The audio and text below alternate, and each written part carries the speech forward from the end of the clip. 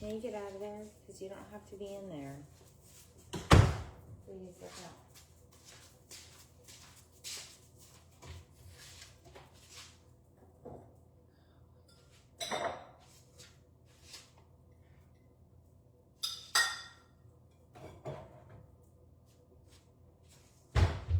Good morning.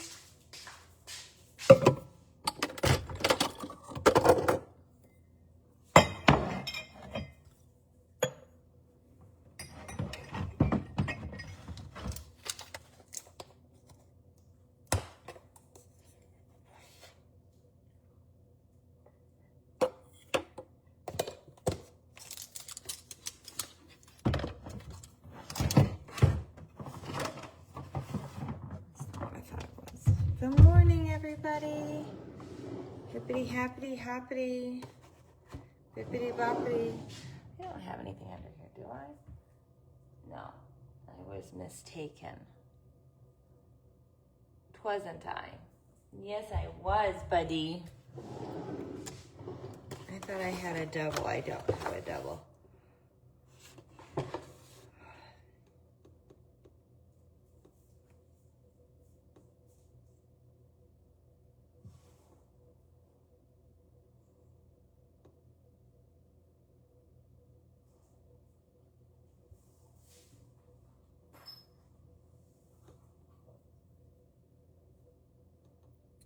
I'm waiting for my coffee to come in.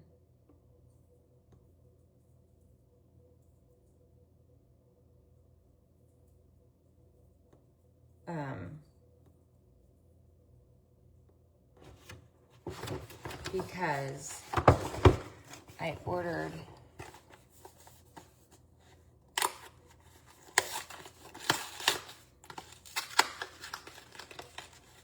Good morning. I ordered, why is this stuff? Oh.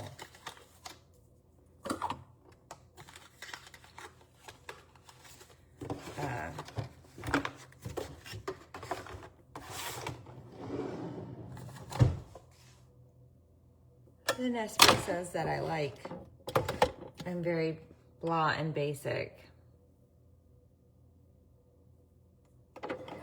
Why are you wearing? Everybody is so concerned with me wearing a robe in this summer. I'm never not wearing it in the morning. Doesn't matter the temperature outside.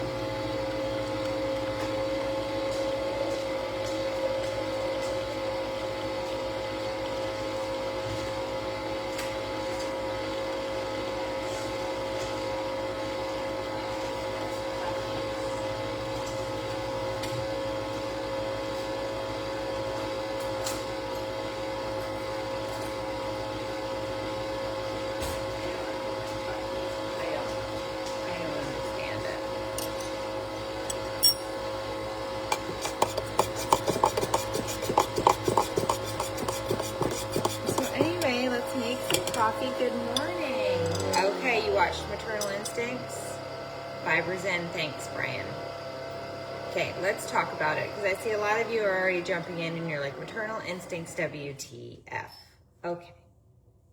You didn't do your homework? Cindy, I'm sorry, but we're going to have to talk about it now.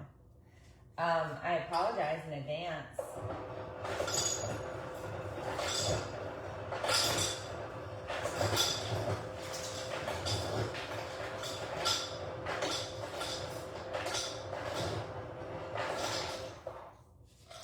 I do apologize, but we're going to have to talk about it because holy guacamole.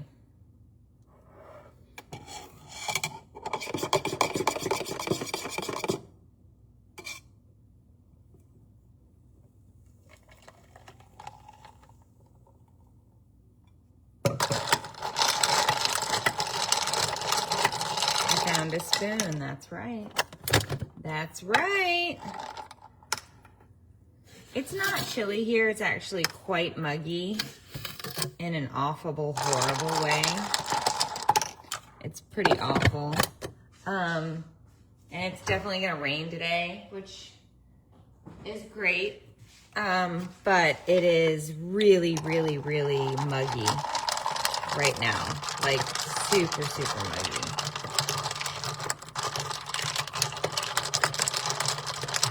All right, I think we got it all. Okay, so lots of people have watched it, so we can venture on into this conversation. Let's head on over. I have a couple of loads of laundry to fold, and we can just dive right in. Good morning. Oh, let's let your sister out. Hold on. Let's let sister out, because she's been patiently waiting since she ate her breakfast. Yes, watched it yesterday. Okay, great. Let's just dive in. Let's dive in. Okay, over here. No, we're not going out. We're not going out yet. We're not going out yet. Oh, shit. Where's my... It's right here. Just kidding. Okay.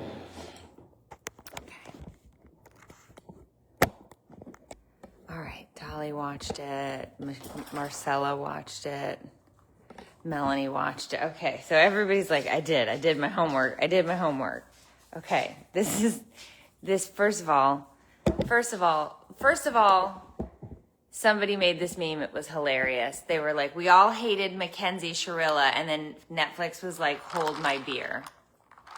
Yeah, this woman, whoa. Okay. A little richer than normal. Okay.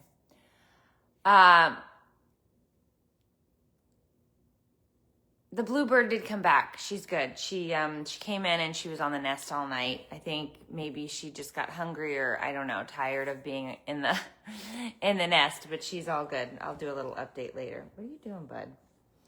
So, this show is about an extremely small town in Texas that eventually ends up in Oklahoma for a little bit, but it's centered around this woman in Texas, and this woman Taylor.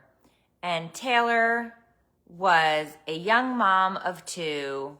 And when I say young mom, I mean she had her first two kids by the time she was maybe 20 or 21, right? And she's got this friend group, and all of the friends talk about how there's something off with Taylor. Taylor is a little bit odd. Taylor is somebody who seems to kind of become friends with somebody, and then it sort of takes over the lives of others in this group, right? Like if something is going on with you, all of a sudden Taylor has also been through that situation, or Taylor, she told this coworker that she had a child who passed away from brain damage, because this coworker had a child who passed away from brain damage. And none of that is true, right? Like Taylor will apparently, if you've got a story, Taylor then has this exact same story, and she just wants to, be liked and all of these things, right? And so Taylor eventually sort of burns bridges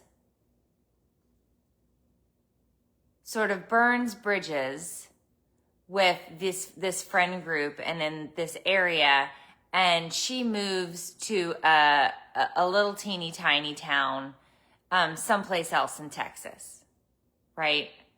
She moves to, I think it's DeKalb, right? Is that where she ends up in Texas, is DeKalb? She ends up in this other town in Texas, and she meets this guy.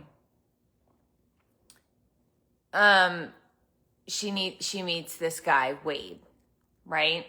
And she just falls head over heels in love with Wade. She just loves him. She loves Wade. She thinks he is the best thing since sliced bread. Okay. The name of this true crime doc is Maternal Instincts. It's on Netflix. Okay. And if you're going to watch it, you're going to want to head out, because we're about to talk about some things. So Taylor takes up with Wade, and she talks about how Taylor talks about how her mom is crazy, and her mom is trying to keep her from having her grandmother's oil inheritance. She says that they are an oil family, and that when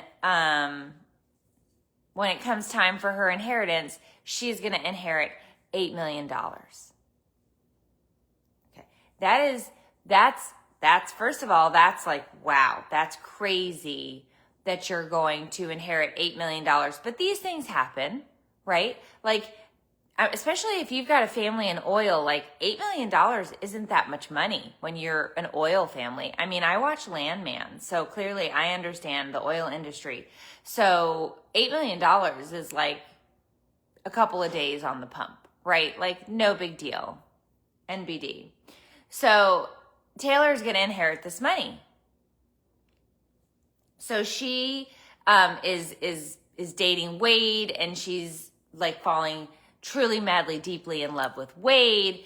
And she's like, we're gonna, I know that he likes to hog hunt and raise hogs and sell them and farm and do all these things. And she's like, I wanna buy property with you. So they start looking out, I think in Oklahoma, at this like $4 million property that they're gonna raise pecans at, right? They're gonna have a pecan farm, and she's gonna buy this $4 million property for her and Wade to live on, and they're gonna be happily ever after. She, like I said, she already has these 2 other kids whom it's odd because in the documentary, you don't see her with her children often. So clearly she didn't have like a full-time relationship with these kids. 2 kids, 2 dads. And I believe, and I'm telling you this, I'm saying that because I believe the dad had the kid primarily, the boy, and her mother or grandmother had her daughter primarily. She was not like the full-time caretaker of her own 2 children, right? But she's telling Wade, she's like, we're going to buy this $4 million farm, and we're going to raise pecans together. And Wade's mom was like having this hard time buying a car, and she really needed a new car because her car kept breaking down. And so Taylor buys her a new car and drives it up to her house and drops it off to her and is like, we bought you a car. Then they go buy this $100,000 truck. Then they go buy these side-by-sides. Then they go buy stuff. Don't do that. Stop. Leave him alone. Then they go doing all these, spending all this money, right? Hey, Catherine. And so they go spending all this money, and they have all these new toys. And like all of Wade's family and friends are asking these questions like, how are you affording these things? Because like you can't afford $100,000 truck. And he's like, don't worry. Taylor's got this massive inheritance coming. We're going to be okay. All of this is great. And we're going to be wonderful. Stop. And we're going to be wonderful.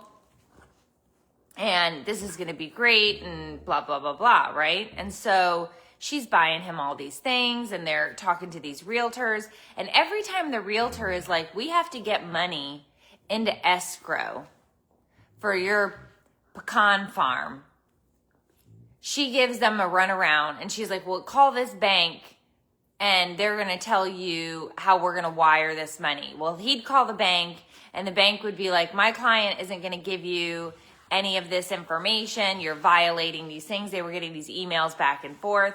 And this guy was like, this is really weird, because anytime you buy property, and if you've ever purchased a home or a piece of land or anything like that, you know that you have to give a good faith, you have to put good faith money down, meaning like, and it could be a small amount if it's like a house or a piece of land. It could be $1,000, but you have to put good faith money down, basically saying you're not going to walk away from this deal, right? And they couldn't get any good faith money out of her. They could, and we're talking about $300,000 because she's talking about buying a $4 million property, right? So if you're going to tell somebody that you've got $8 million coming,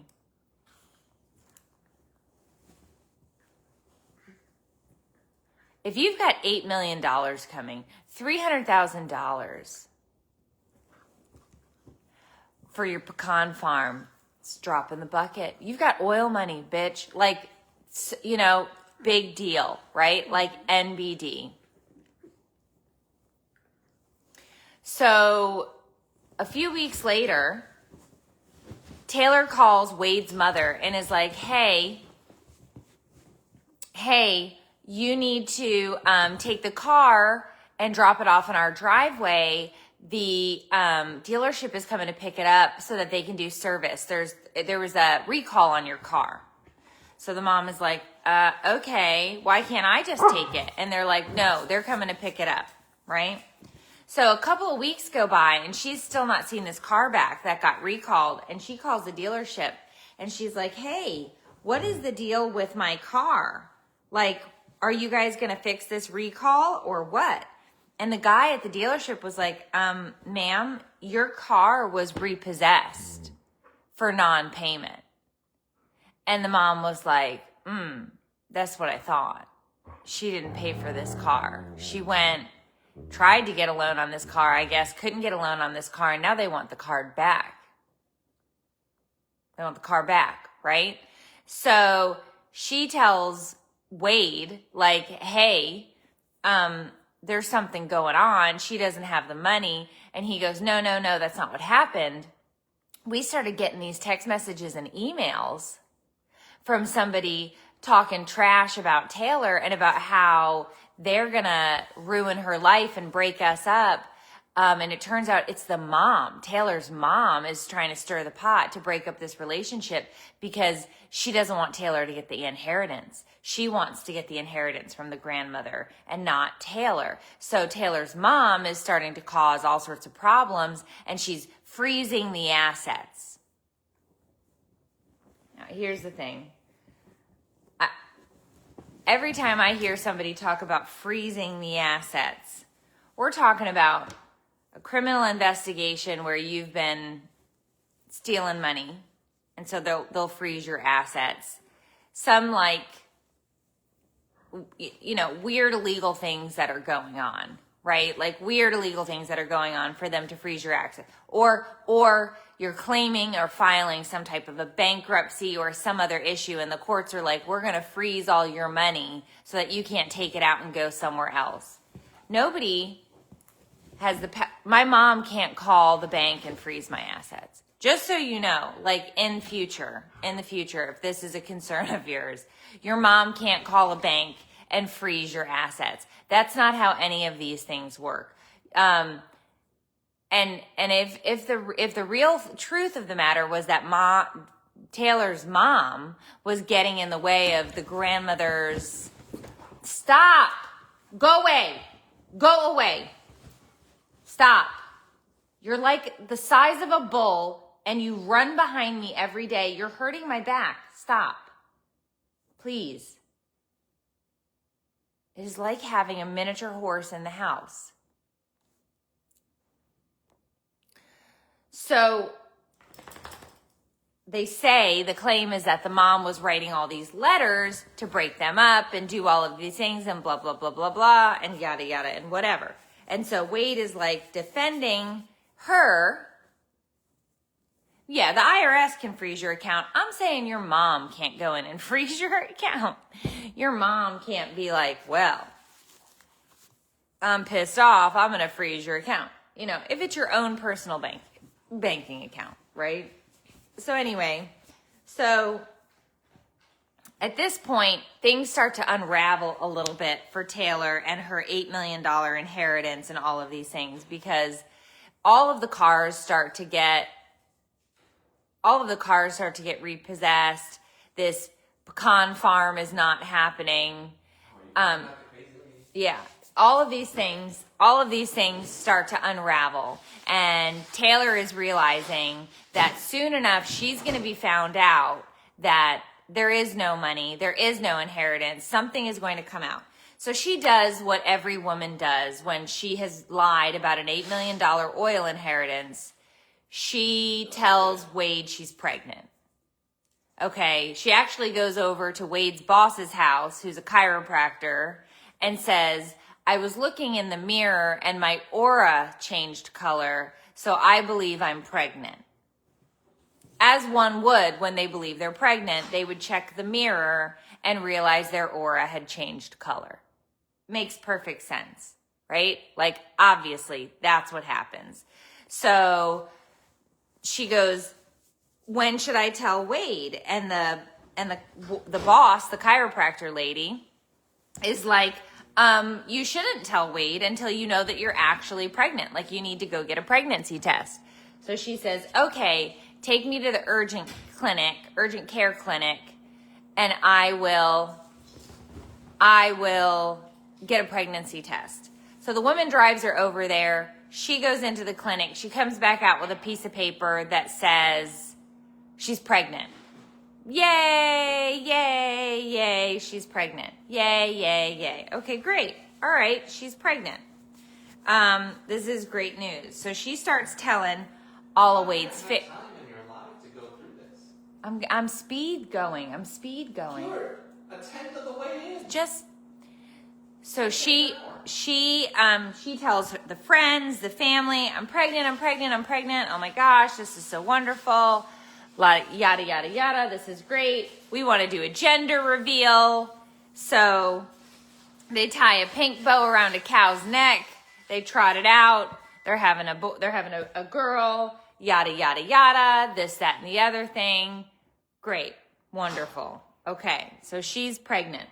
Now she starts posting pictures of her baby bump on the internet.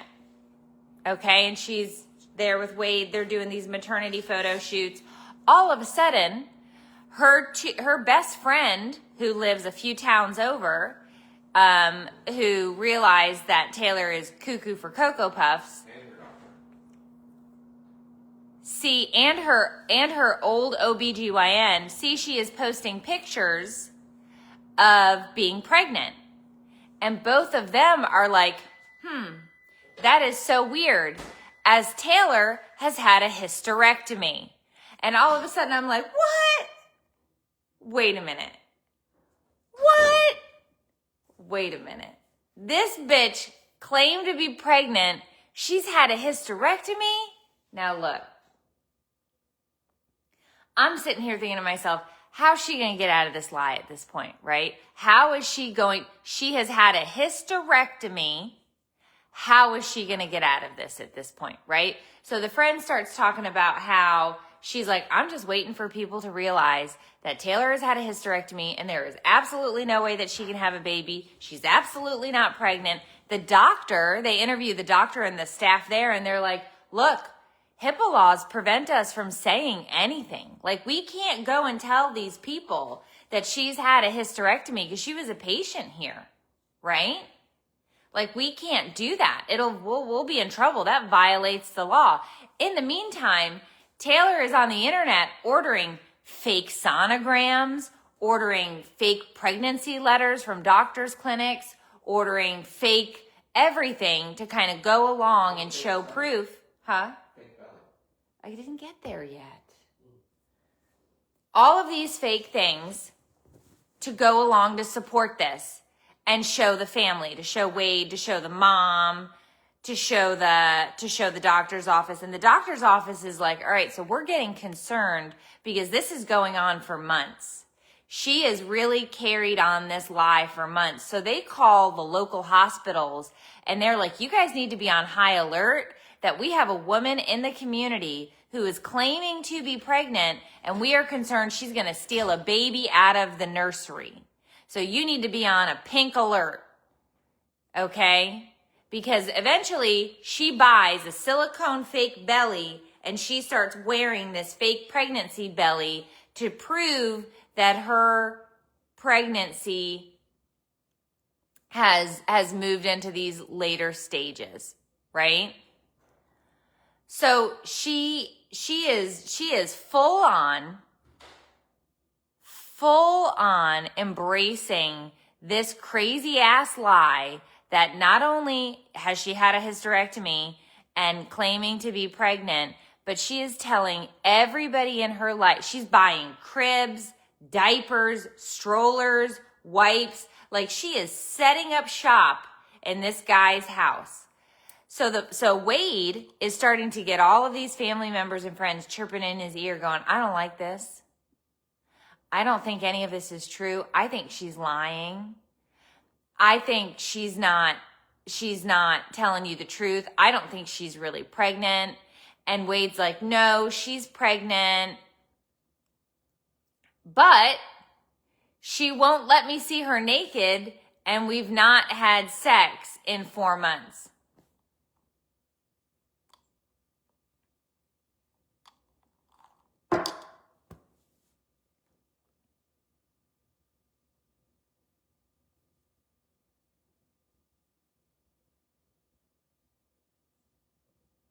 That's a long dramatic pause, because if he goes 24 to 48 hours without taking his pee-pee out of his pants, trying to get me to touch his pee-pee, putting his pee-pee somewhere on me, 4 months. And no red flags.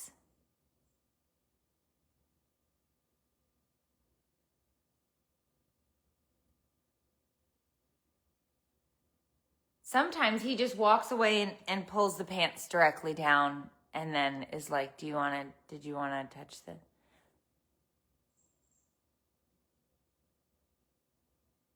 Four months. That, I had some pause there. I was like, he'd die. He would die.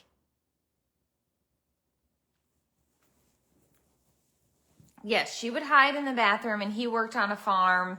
And apparently 4 months, they just didn't see each other or diddle, because she was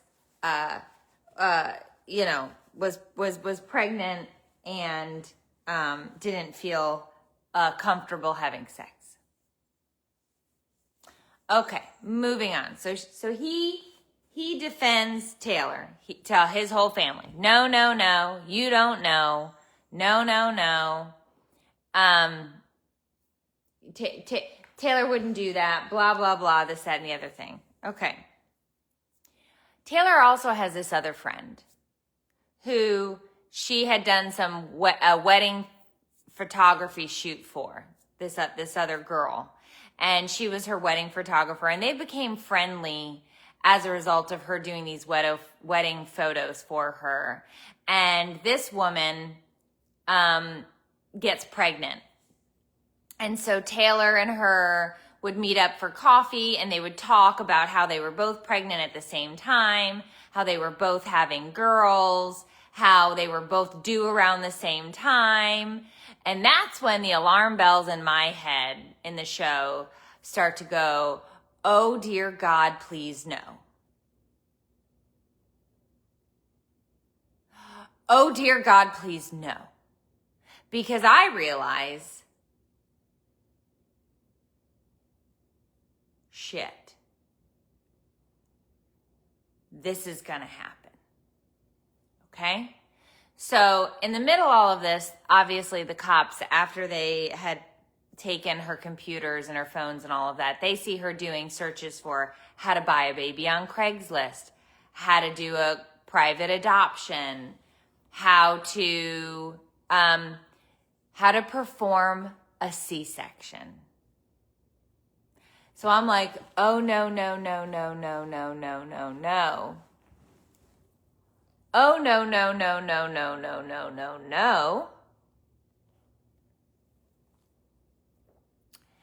And I just start to feel real sick to my stomach because I realize exactly where this is going.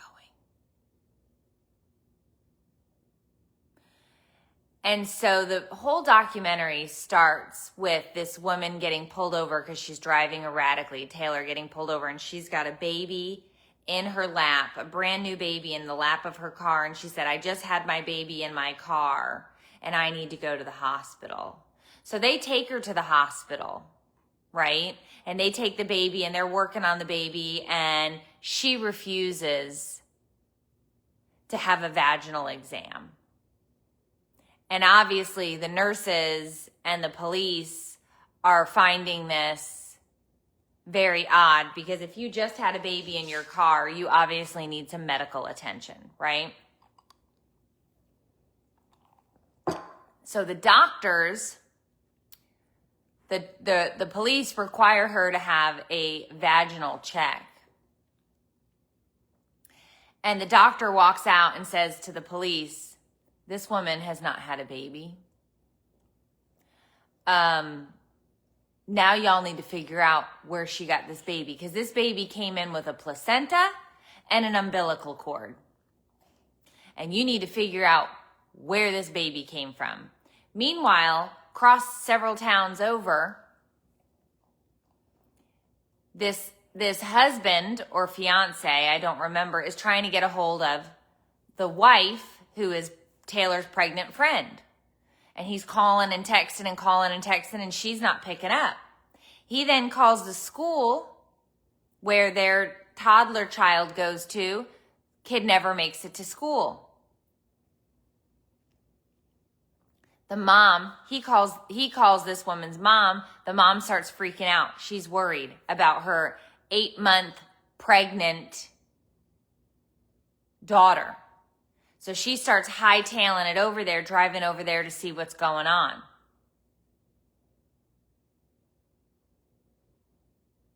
Well, what she finds is the most horrific scene. Her daughter has been murdered. The baby has been cut from her belly. There's blood everywhere. And the police realize, doesn't take much to put 2 and 2 together, Taylor is friends with this woman who had died, murdered. And they realize that Taylor had gone over there that morning and taken the baby out of this woman's belly and drove it to the hospital. Right. And in the meantime, Taylor somehow managed to be pregnant for 10 months because her due date kept passing and she kept saying that it just wasn't time. That's not how pregnancy works. So turns out Taylor murders the friend, steals the baby out of her belly, drives the baby to the hospital. The baby ends up dying. The saddest, most tragic story. Saddest, most craziest, tragic story. And the whole time I'm sitting here and I'm trying to think to myself, like I'm sitting here and I'm going, at any point, you could have faked a miscarriage. At any point, you could have fessed up and told the truth. At any point, you could have, stopped this whole thing. But clearly, I don't know what she's not mentally well. I don't know what she has.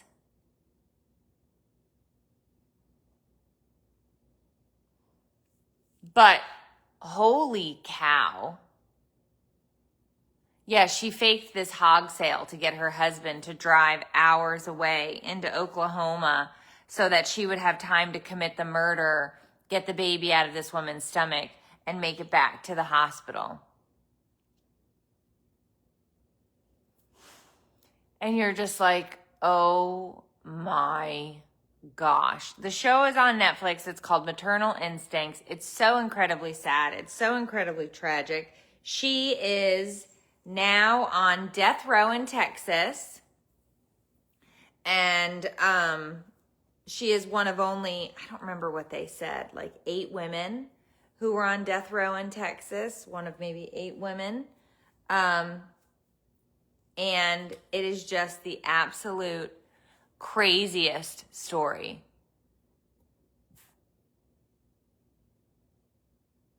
And you're just sitting here like, why?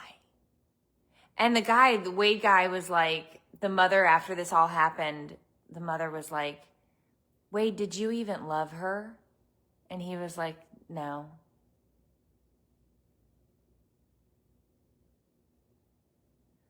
And it's like, why? This is a true story. This happened. It's insane. It's absolutely insane. The whole thing is insane.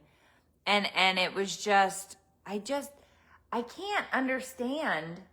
I mean, she's had 2 other babies.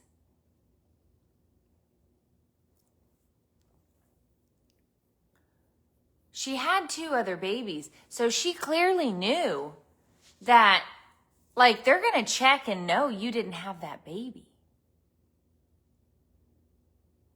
Yeah, she's the youngest woman on death row. But it's like, they're going to, like, how did you not think ahead to that one?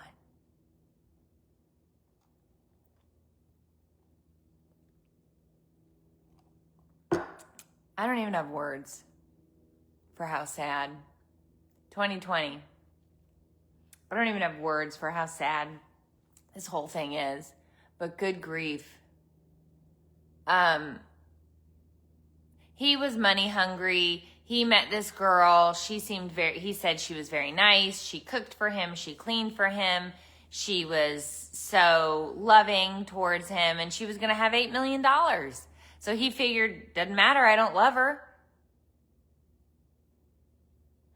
They were in Texas. She drove, I believe, to Oklahoma with the baby, thinking maybe that was going to be far enough away that they wouldn't notice. I don't know. Yeah. It was crazy. And there were a lot of people chirping in his ear saying, like, she's full of shit. She's full of shit. And he was like, no. The Many Lives of Benjamin Kyle. You have to watch that next if you haven't. I haven't watched it. Oh, that'll be next. So it is now 9:42. I got to jump over into supporters, but I wanted to finish that today. Yeah. So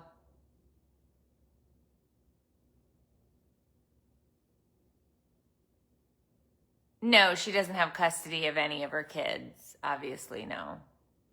So I'm going to head on over to supporters, but what a like, I had no idea when I turned that on. I was like, what is happening? I'm telling you what, when I heard that she had had a hysterectomy, I was like, how is this how is she going to pull this off? Like, even if you faked a pregnancy, you could try to get pregnant when you fake a pregnancy, I guess, right? And then just say that the due date didn't match or whatever, or even fake this miscarriage or whatever, I guess, or blah, blah, blah. But she took this all the way to, well, I'll just murder this woman and steal her. Like, what the just insane.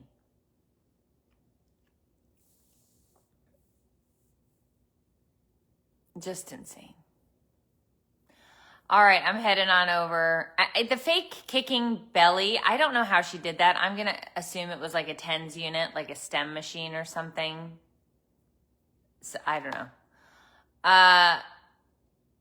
So it's insane. So I will see you guys over in supporters. Okay, bye.